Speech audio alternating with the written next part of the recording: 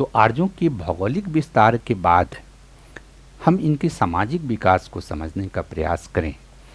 देखो, सामाजिक विकास को अगर हम समझने का प्रयास करें, उत्तर वैदिक काल में जो समाज है, उस समाज में एक तो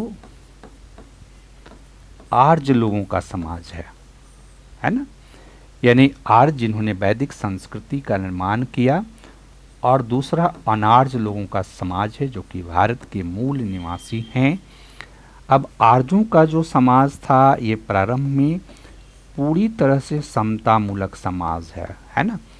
हमने क्या कहा था कि ये बैंड सोसाइटी के लोग थे, ये वृंद समाज के लोग थे, ये छोटे छोटे समूहों में भारत में प्रवेश करते हैं। ये पशुपालन करते थे, कृषि नहीं करते थे, कृषि इनकी कोई खास या मूल पेशा नहीं थी। पशुपालन करते थे, घुमंतू जीवन व्यतीत करते थे, किसी एक क्षेत्र से इनका जुड़ाव नहीं था, सरप्लस यानी अधिशेष इनके पास उत्पादन नहीं था। इस कारण से इनका समाज जो है समता मूलक था, उसमें विभेद नहीं था, उसमें स्तरीकरण नहीं था। लेकिन भारत में जैसे जैसे ये आए और अपनी संस्कृति का भारत में विस्तार करते हैं, तो धीरे धीरे इनके समाज में क्या होता है कि पदमूलक विभेद होता है। पदमूलक विभेद का मतलब क्या है कि कोई व्यक्ति जो काम कर रहा है, उस वर्ग के अकॉर्डिंग उसमें विशेषज्ञता का डेवलपमेंट हो गया, और इस पदमूलक विभेद के कारण यहाँ ध्यान रखना है कि पदमूलक जो विभेद है, ये जो डेवलप होता है, इनमें तो इनका समाज जो है 3 भागों में विभाजित होता है। एक पुरोहित, दूसरा राजन्य और तीसरा विश्व, राइट। यानी इनके समाज में इस तरह से वर्गीकरण होता है, लेकिन यह वर्गीकरण जो है अभी स्तरीकृत नहीं है, इसमें जाति का गुण नहीं है, इसमें वर्ण का गुण नहीं है, केवल कार्य की विशेषज्ञता के आधार पर इनके समाज में थोड़ा सा वर्गीकरण होना शुरू होता है। जबकि अनार्यों के संदर्भ में जो ऋग्वेद है, जिनको भारत का मूल निवासी बोला जाता है, इनके संदर्भ में 3 महत्वपूर्ण शब्द हमारे पास आता है। एक दास्य है, दूसरा दस्यु है, तीसरा पणि शब्द का यूज आता है। यानी अनार्यों को ये दास कहते हैं, दस्यु कहते हैं, पणि कहते हैं। दास जिसको इन लोगों ने गुलाम बना लिया। दस्यु, हम लोग दस्यु शब्द का यूज करते हैं भारत में डकैतों के लिए। दस्यु सुंदरी फूलन देवी है ना। तो जो डकैत है उसको दस्यु शब्द से हम संबोधित करते हैं। ऋग्वेद में भारत के ये जो मूल निवासी हैं, कुछ वर्गों को इन लोगों ने दस्यु क्यों कहा? ये दस्यु इसलिए कहते हैं क्योंकि इन्होंने इनकी दासता स्वीकार नहीं की, इनके साथ फाइट किया, बहुत ज़बरदस्त फाइट किया, और इसलिए उनके साथ ये काफ़ी घृणा करते थे, हे दृष्टिकोण से उनको देखते थे। और पणि जो है, ये पणि इनके पशु की चोरी कर लेते थे, राइट। तो समाज में ध्यान रखना है कि आर्यों के समाज में कोई खास वर्गीकरण नहीं था, लेकिन समाज में जो वर्गीकरण था, ये 2 वर्ग में तो वर्गीकरण आपका था ही, आर्य और अनार्य, राइट। तो आर्यों एवं अनार्य में, यानी आर्यों की संस्कृति और गैर आर्यों की संस्कृति, या अनार्य लोगों की संस्कृति, या भारत के मूल निवासियों के लोगों में क्या अंतर था? अब देखो, अंतर जब आप देखने जाएंगे कि आर्यों और गैर आर्यों या अनार्यों में जब अंतर देखेंगे, तो इनके बीच अंतर था भाषा का, राइट।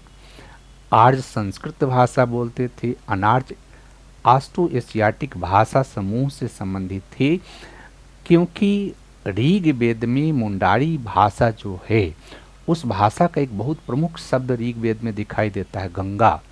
गंगा जो नदी है, जिसकी चर्चा ऋग्वेद में 2 बार आई है, बाद में गंगा उत्तर वैदिक काल में आकर के गंगा की पवित्रता बढ़ने लगती है। ऋग्वैदिक काल में सरस्वती नदी ही इनकी पवित्र नदी है। लेकिन गंगा शब्द मुंडारी भाषा का है और उससे यह भी ज्ञात होता है कि अनार्य लोग जो है संभवतः ऑस्ट्रो एशियाटिक भाषा बोलते थे, तो पहला भाषा के रूप में अंतर था। दूसरा, दोनों के फिजिक में अंतर था। फिजिक में अंतर का मतलब क्या है? त्वचा का कलर जो आर्यों का था वो गोरे लोग, त्वचा था उनके गोरा वर्ण था, श्वेत वर्ण के लोग थे। अनार्य लोग काले वर्ण के लोग थे।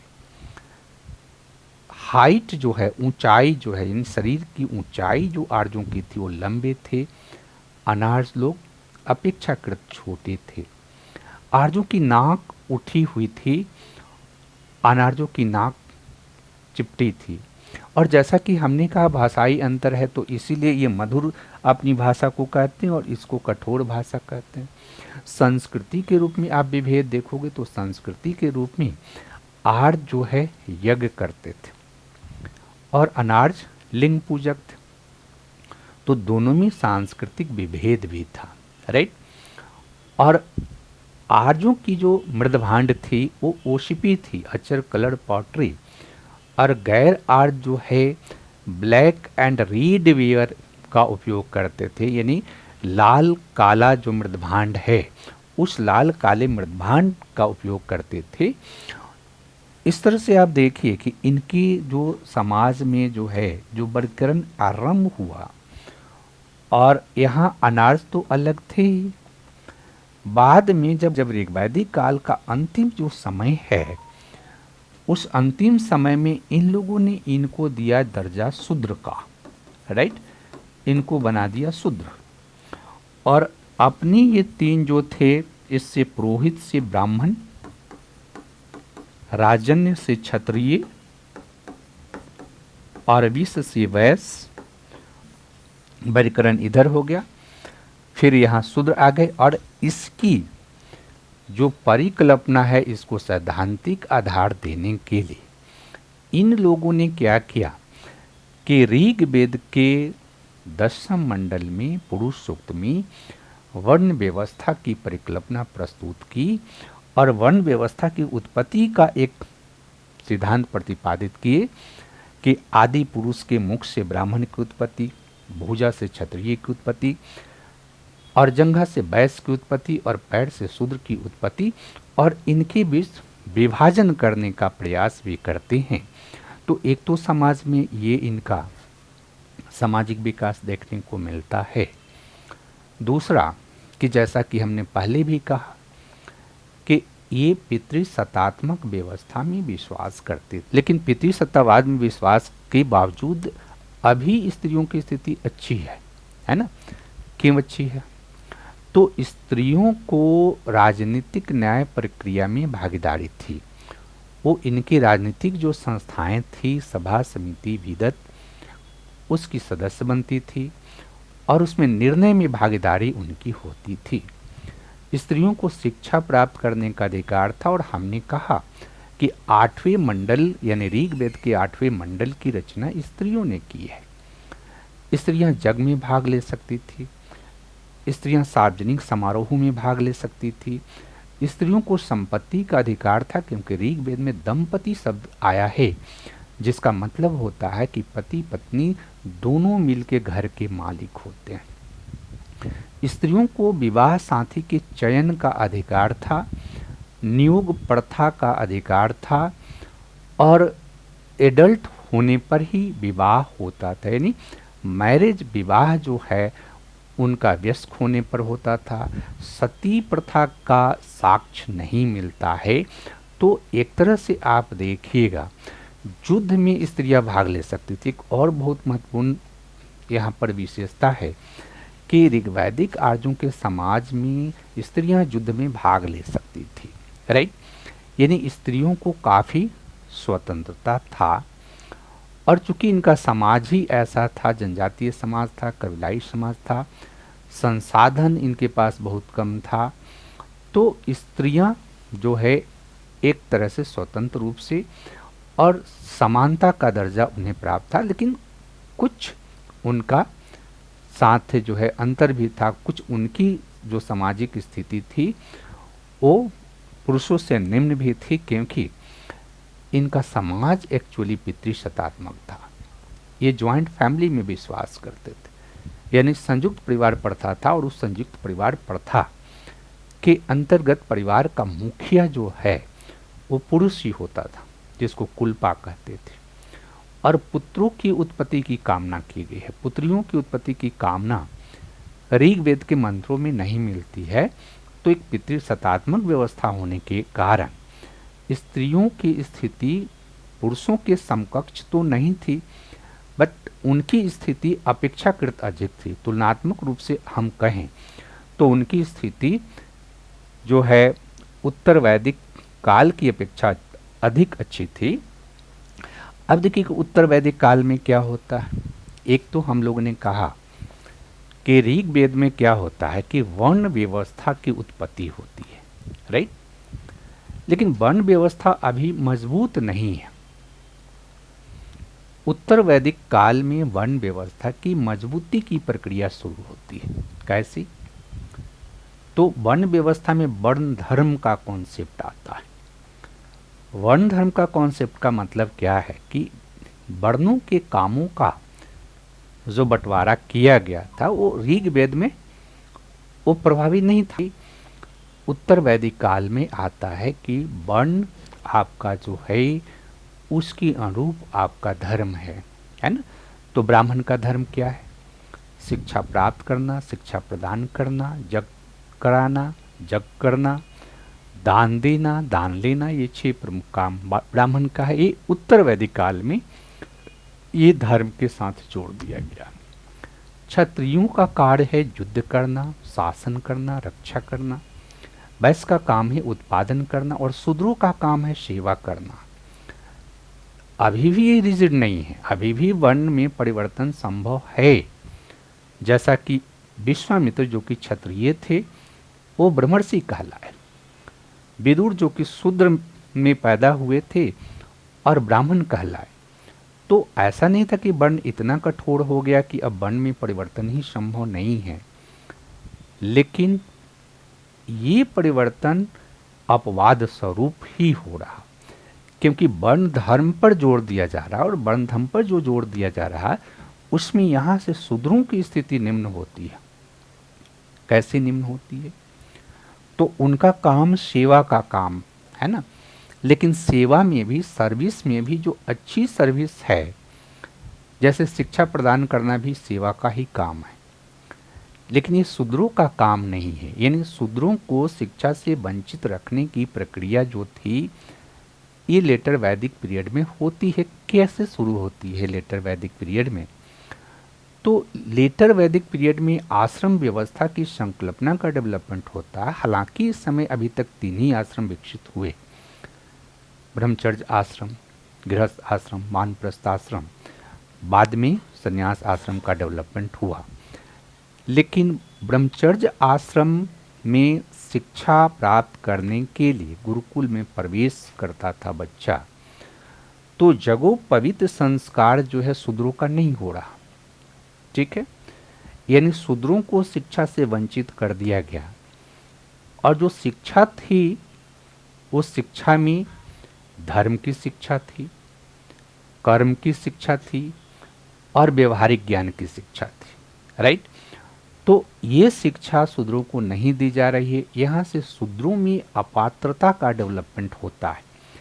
यानी शूद्र को इन 3 वर्णों से अलग कर दिया गया, और इन 3 वर्णों में भी अंतर डेवलप होना कि सैद्धांतिक रूप में ब्राह्मण ने कहा कि ब्राह्मण सर्वोच्च है, क्षत्रिय सेकेंड दर्जा पर है, वैश्य 3rd दर्जा पर है, और शूद्र 4th दर्जा पे है।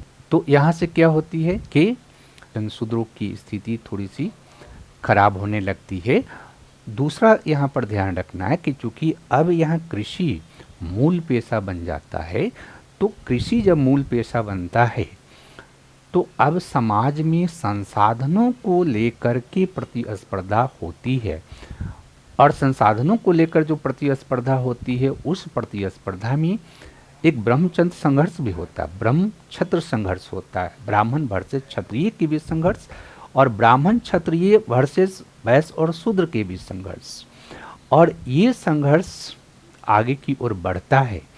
तो इस संघर्ष में सामान्यतः देखने को मिलता है कि जब वैश्य और शूद्र क्षत्रिय का विरोध करते हैं तो ब्राह्मण और क्षत्रिय दोनों एक साथ मिल जाते हैं। तो यहाँ पर एक सामाजिक परिवर्तन होता है। इस सामाजिक परिवर्तन को और स्ट्रॉन्ग बनाने के लिए पुरुषार्थ की परिकल्पना आई, ऋण की अवधारणा आई, और इन सभी परिकल्पना से शूद्रों को अलग कर दिया गया। यानी मोक्ष शूद्र को नहीं मिल सकता है, राइट। शूद्र की स्थिति यहाँ से निम्न कर दी गई। दूसरा जो परिवर्तन समाज में यहाँ से हुआ, ये समाज में स्त्रियों की स्थिति में भी गिरावट आती है ना। जैसे हमने पहले कहा कि स्त्रियां जो है एक तरह से उनके पास अपेक्षाकृत व्यापक अधिकार था, अधिकांश मामलों में पुरुषों के समकक्ष थी। यहाँ आने पर स्त्रियों की स्थिति में गिरावट आती है, क्योंकि पहला इम्पोर्टेंट काम होता है कि जो राजनीतिक संस्थाएं हैं, सभा समिति, इस सभा समिति में स्त्रियों के प्रवेश पर प्रतिबंध लगा दिया गया। एक ये बहुत बड़ी बात हुई है ना। शूद्रों के साथ अपात्रता और स्त्रियों के साथ अपात्रता है ना, उसको अपात्र बनाने का जो प्रोसेस है, ये प्रोसेस उत्तर वैदिक काल से शुरू हुआ। और उत्तर वैदिक काल से शुरू हुआ तो यहाँ स्त्रियों को भी अपात्र बनाया जा रहा है, क्योंकि उनको कहा जा रहा है कि आप सभा की सदस्य नहीं बन सकते हैं, समिति के सदस्य नहीं बन सकते हैं। यानी ऋग्वैदिक काल में जो उनके पास राइट था राजनीतिक डिसीजन मेकिंग में भाग लेने का, वो छीन लिया गया। दूसरा, अथर्ववेद में आती है रेफरेंस कि पुत्री ही दुख का कारण है ना। भारतीय समाज में इस तरह की अवधारणाएं प्रचलित रहती है। तो अथर्ववेद में तो स्पष्ट पुत्री को सभी दुखों का कारण मान लिया गया। सबसे बड़ी बात तो मैत्रायणी संहिता कहती है। मैत्रायणी संहिता ने तो स्त्रियों की तुलना जो है सुरा है ना, यानी शराब और जुआ के साथ कर दिया, और कहा कि ये तीन प्रमुख समाज की बुराइयां हैं। एक बुराई सुरा है, दूसरा जो है जुआ है, और तीसरा स्त्री खुद में ही बुराई है। तो ये तीन चीजें यहाँ पर जो हो रही है, इसने समाज में अपेक्षाकृत पहले से ज़्यादा परिवर्तन किया। हालांकि अभी भी वर्ण का संबंध जाति से नहीं है, वर्ण में परिवर्तन संभव है। अभी भी स्त्रियों को बहुत सारे अधिकार हैं। उन सारे अधिकार, वो सारे अधिकार जो हमने चर्चा किया ऋग्वैदिक काल में, पॉलिटिकल डिसीजन मेकिंग छोड़ करके अधिकांश अधिकार अभी भी स्त्रियों के पास है। एक और परिवर्तन यहाँ पर क्या होता है कि आर्य एवं गैर आर्य जो समाज है, इसमें अंतःक्रिया होती है, राइट। इंटीग्रेशन होता है, पर संस्कृति ग्रहण होता है, इनकल्चरेशन होता है। और भारत के जो गैर आर्य, जिनको उन्होंने दास कहा था, भारत में कई ऐसे जनजातीय समाज थे। उन जनजातीय समाज की कुछ परंपराएं जो है वैदिक संस्कृति में समाहित होती है, और उस जनजातीय समाज के लोग वैदिक संस्कृति के तत्वों को आत्मसात करते हैं, और एक इंटीग्रेशन की प्रक्रिया शुरू होती है, जिससे एक नया वैदिक समाज का निर्माण होता है। जो वैदिक समाज अब समतामूलक नहीं है, उस वैदिक समाज में स्तरीकरण है, और ये स्तरीकरण की प्रक्रिया आगे भी बढ़ेगी। आगे के टॉपिक में हम सामाजिक विकास को देखेंगे। यहाँ हमारा संबंध जो है वैदिक काल से है।